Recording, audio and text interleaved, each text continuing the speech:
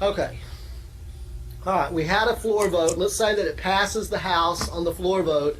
Now we're going to go over to the Senate side. Okay? Now, remember, any bill, with the exception of a tax bill, any bill, like a farm bill, can be introduced into either the House or the Senate. Okay? It doesn't have to begin on the House side.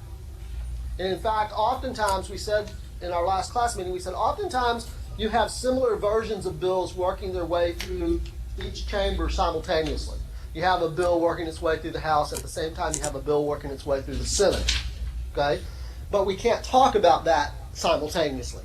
I don't have any way, I don't think a human being has a way of having a description of what happens on the House side come out simultaneously with the description of what comes out on the Senate side. Right? That's not possible. So we have to take one first and then the other. Okay? So now we're over on the Senate side. We can make fairly short work of this because it's essentially what you saw over here on the House side with one notable exception. You're looking at it on the screen, right? What's the notable exception? No Rules Committee. Okay? So we've got veto point number 6 is the full committee. Veto point number 7 is the subcommittee. Veto point number 8 is the full committee a second time. And then ultimately we're going to have floor action. Now let me digress here for a moment on floor action on the Senate side. Okay? I am going to resist the temptation. Pay very close attention. Okay? Pay very close attention. Okay? I am going to resist the temptation to add in, bless you, add in 100 veto points at this juncture. But I think an argument can be made that we could add in 100 veto points here. And the reason for that is because potentially any one of those individual senators constitutes a veto point. Remember reading in the textbook, I'm sure you will if I can find a pen to write this word up on the board. Remember the reading that you did in the textbook, in the chapter on Congress, about the filibuster?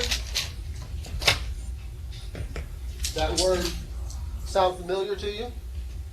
Who remembers from the reading what a filibuster is? It's pretty much somebody who is allowed to speak and then just talks about anything, just a waste of time so that the bill dies. That's right. That's exactly right. In the Senate, they have this time-honored tradition of the filibuster. Don't have it in the House. Okay? In the Senate, once a senator, we're on the floor, we're not in committee. We're past the committees in the Senate, right? We're on the floor. Once a senator has the floor, is recognized to speak on the floor, he or she has the floor until he or she relinquishes the floor. Okay? Now, under what circumstances, you're right, the effect of a filibuster is to kill a bill. Okay? So that must mean that the motivation of a senator who filibusters is to kill the bill. Right? I want you to tell me under what circumstances would a senator want to filibuster a bill? As if they extremely don't agree with it. First of all, they're going to be in opposition to the bill, right? If they want the bill to pass, they're not going to filibuster, right? Because we just said that the effect of a filibuster is to kill a bill. So we know that they're in opposition to passage of the bill. We also know that they must be in the minority, right? Does that make sense? That the senator who is filibustering must be in the minority. In other words, the senator knows that if a vote is taken, it's going to pass. Okay?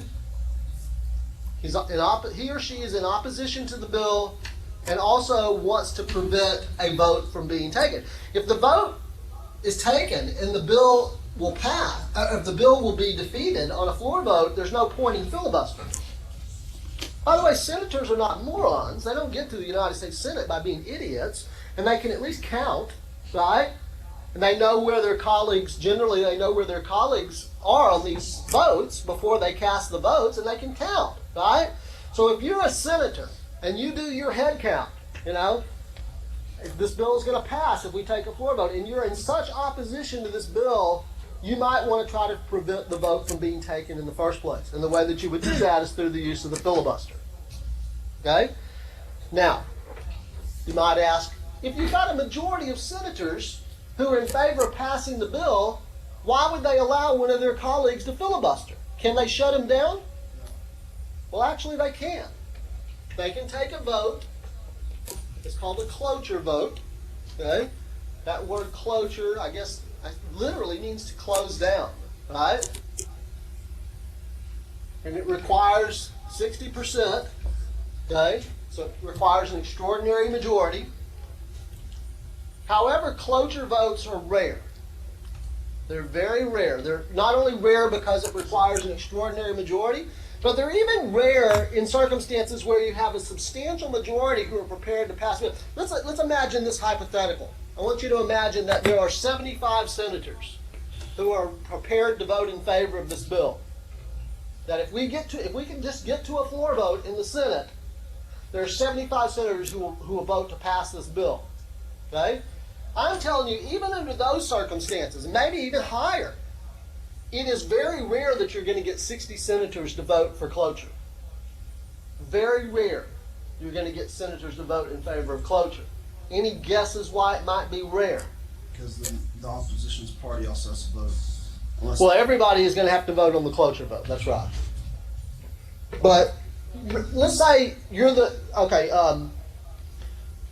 you're the filibustering senator, okay, and your colleague Ike here is prepared to vote in favor of this bill. What I'm trying to ask you is, even though Ike would like to take a vote on this bill and pass this bill, he's very reluctant to shut you down. Why do you think he might be reluctant to shut you down? And what might he expect in return from you for not voting to shut you down? probably something in return, yeah. Like what? Like when he wants to pass a bill, he'll come to me for it. Or maybe when he wants to filibuster, he expects you to remember that he didn't vote to shut you down and he doesn't want you to vote to shut him down, right? He wants you to reciprocate, right? This is something that is time-honored tradition in the Senate. So we have the filibuster in conjunction with this norm of reciprocity, which has multiple applications, but here we're just talking about how it might work with the filibuster. They expect to be reciprocated. I respect your filibuster, you respect my filibuster, right? So these votes, these cloture votes, just don't happen very often. Okay? Now that may be subject to change in the new Congress. As a result of the election last week, we have Republican majorities in the Senate, in the House as well. We have a Republican president, and there have been some frustrations with the filibuster in recent years, particularly as it pertains to judicial and other sorts of nominees of the president. Whether they will make some changes. They actually have in recent Congresses made some changes as it applies to the confirmation process for presidential nominees. But whether they will make some changes in the filibuster rules as it pertains to consideration of legislation, we'll just have to see. I don't think it's impossible that that happens. That, you know, the next time the textbook cycles comes around and new textbooks are published, in this chapter on Congress where they're talking about the filibuster, there might be some narrative in there about how the 115th Congress in 2017 made some changes to the filibuster rules. We'll see. We'll see what happens. But up to this point, it has been an honored tradition in the Senate. And I think there's really two reasons for that. The first is this reciprocity thing. And the second reason I think some of you will think is nonsense. I think you'll think it's silly and probably not accurate, but I think it is. I think you need to understand that the Senate and its members have historically held a view of that institution as the world's greatest deliberative body. Right? They will often refer to it as the world's greatest deliberative body. And they have had this idea historically that no vote should be taken in the Senate until debate is exhaustive. So in other words, there's sort of an overriding value that the specific issues are given secondary consideration to this overriding value of unlimited debate, unlimited discussion. We'll see what happens with the new Congress, if there are any changes there.